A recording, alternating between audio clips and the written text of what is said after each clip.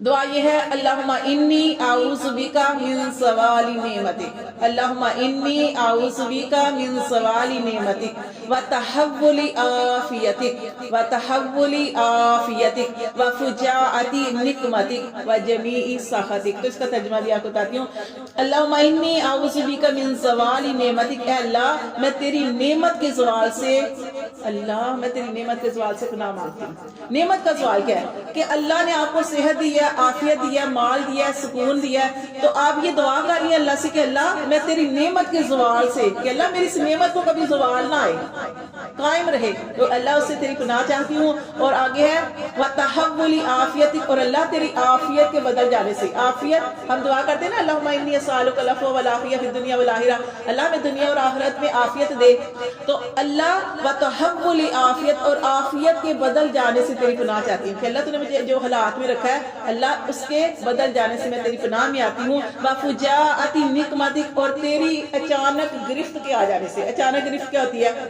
اچانک کوئی ایک دم صدمہ آ گیا، اچانک کوئی پریشانی آ گئی، اچانک کوئی موت آ گئی، اچانک کوئی حادثہ آ گیا، تو یہ اللہ سے دعا کریں کہ اللہ تیری اچانک کوئی گرفت، کوئی پکڑ کے آ جانے سے تیری پناہ چاہتی ہوں۔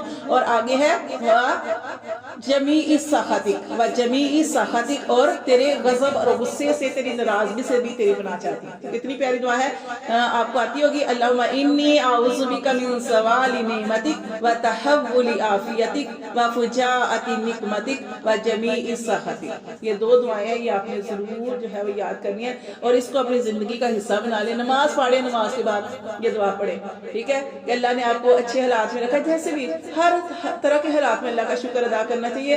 الحمدللہ علی کل حال، یہ بھی اس کو بھی اپنی زندگی کا حصہ بنائیں۔ الحمدللہ علی کل حال، اللہ تیرا ہر حال میں شکر ہے، جیسے بھی حال میں رکھا ہے، کیونکہ پتہ نہیں ہم اس حال کے قابل بھی تھے کہ نہیں۔ ہم تو جو نیکیاں کرتے ہیں اس کو ضائع کر دیتے ہیں، کبھی زبان کے ساتھ، کبھی کسی کو تکلیف دے کر۔ تو اس لیے اللہ تعالیٰ سے ہمیشہ اللہ تعالیٰ سے یہی آپ گمان کرنا چاہیے کہ جو اللہ نے دیا ہے وہ بھی زیادہ ہے، اگر میرے عمل کے مطابق ملتا تو شاید مجھے یہ بھی نہ ملتا۔ تو ہم تو ضائع کر دیتے ہیں، کوئی نیکی کر کے بھی دوسرے کو بتا دیں گے، وہ ریا کے اندر آ جاتی ہے، دکھاوے کے اندر چیز آ جاتی ہے، تو ہمارا عمل ضائع ہو جاتا ہے۔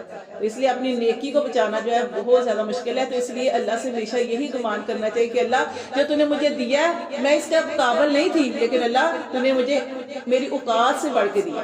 تو بس یہ دعاؤں کا آپ نے اہتمام کرنا۔